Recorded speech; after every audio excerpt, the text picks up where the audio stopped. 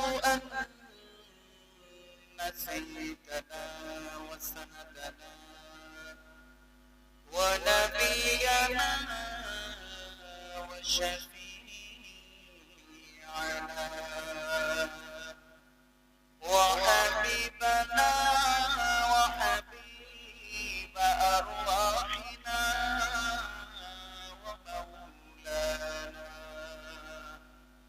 ومولانا محمدا عبد الله ورسوله أرسله الله تعالى بالحق بشيرا ونذيرا وداعيا إلى الله بإذنه وسراجا وقمرا منيرا فقد قال الله سبحانه وتعالى في كلامه المجيد وفي فرقانه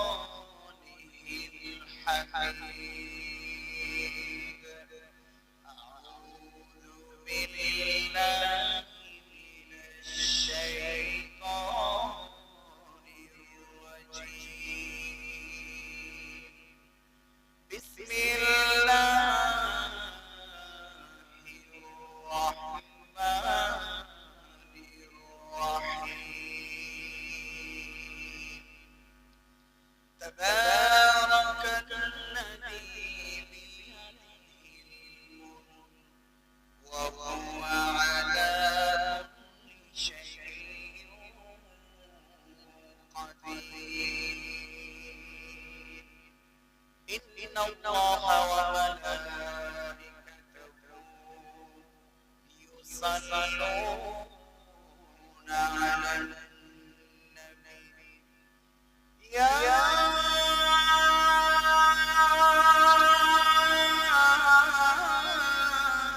أيها الذين آمنوا صلوا عليه وسلموا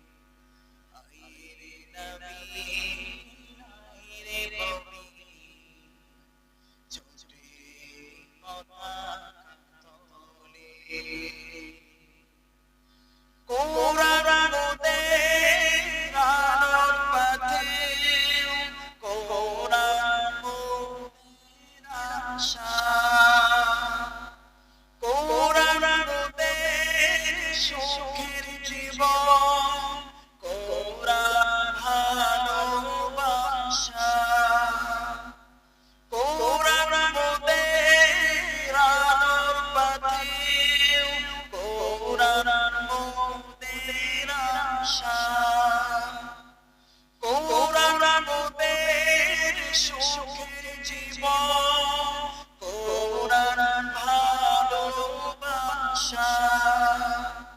মেনে নিলে তা খুশি রাসূল খোদা শান্তি আছে সর্বদিকে আল কোরআনের ডাক এসেছে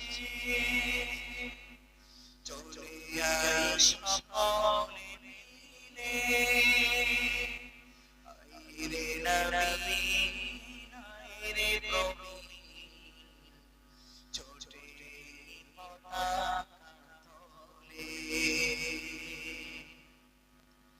রাসূল মোদের সিপাহ সালাম রাসূল মোদের জিল কামান্ডার জুলুম নির্যাতন যত অত্যাচার দূর করে দেব মোরা সকল অন্ধকার এই ওয়াদা নিয়ে মোরা ময়দানেতে লড়বো পাবন দ্বীনের পথে আল কোরআনের ডাক এসেছে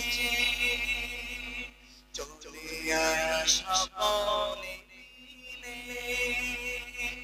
আইরে নবী আইরে প্রবীণ ছোটে পতাকা তোলে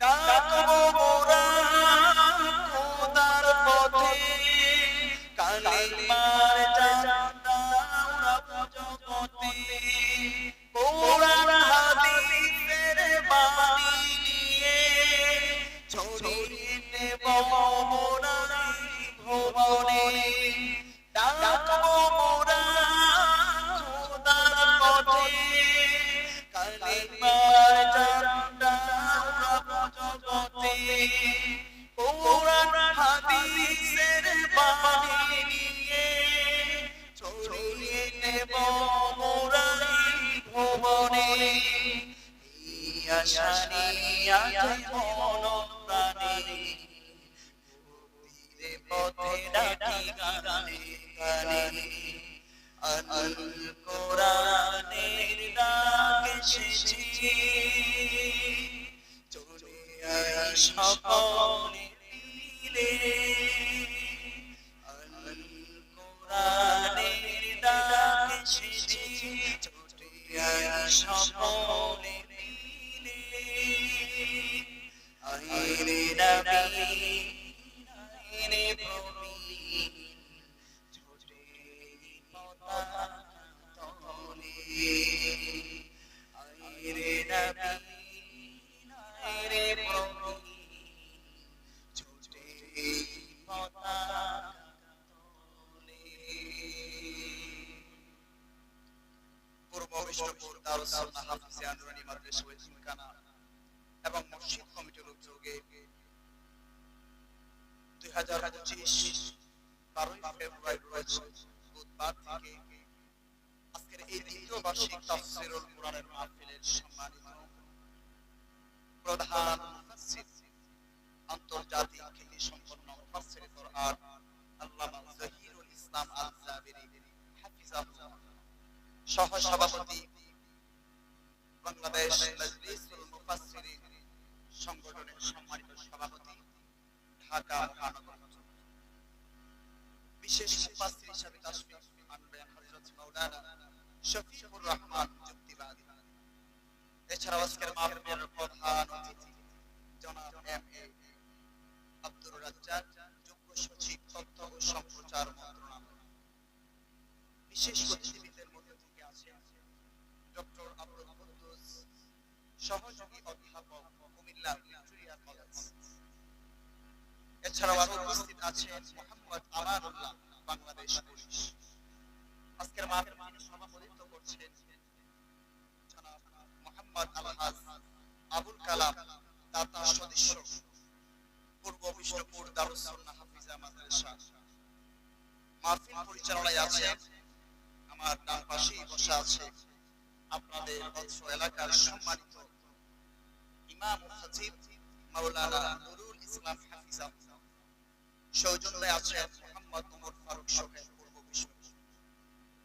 সম্মানিত উপস্থিতি, গত 2 বছর পূর্বে আপনাদের এলাকায় এসেছিলাম। 1 বছরের গ্যাপ দিয়ে আবার আপনাদের এলাকায় এসেছি। আলহামদুলিল্লাহ, 2 বছর পূর্বে যখন এসেছিলাম এই মাদ্রাসাটি তখন বাহ্যিক রূপ ধারণ করে নেয়। আলহামদুলিল্লাহ, আমি শুনেছি আজকের মাহফিল সম্মানিত সভাপতি আলহাজ আবুল কালাম সাহেব এই প্রতিষ্ঠানটি যে জায়গাটার উপর দাঁড়িয়ে আছে, আজকের মাহফিলে যিনি সম্মানিত সভাপতি আমার বাম পাশে বসে আছে আলহাজ আবুল কালাম, আল্লাহ তাআলা ওনার হায়াত তাইয়্যিবা দান করুন, আমরা সকলে বলছি আমিন। এছাড়াও এই মাদ্রাসাকে সামনে এগিয়ে নেওয়ার পিছনে অর্থ দিয়ে, মেধাবী, শ্রম দিয়ে, পরিশ্রম করে পূর্ব বিষ্ণুপুর সহ আশেপাশের দেশ থেকে, প্রবাস থেকে, ঢাকা থেকে যে যেভাবে এই মাদ্রাসাকে এগিয়ে নেওয়ার পিছনে সাপোর্ট করছে, আল্লাহ তাআলা সকলের চেষ্টা প্রচেষ্টা করুন, কবুল আর মঞ্জুর করুন, আমরা সকলেই বলছি আমিন। সম্মানিত শুকরিয়া আদায় করলাম নবী করিম সাল্লাল্লাহু আলাইহি ওয়াসাল্লাম আমার জন্য ফজিলতের বিবরণ দিয়েছেন, যে হাদিসটি সহিহ মুসলিম শরীফের বর্ণনা এসেছে।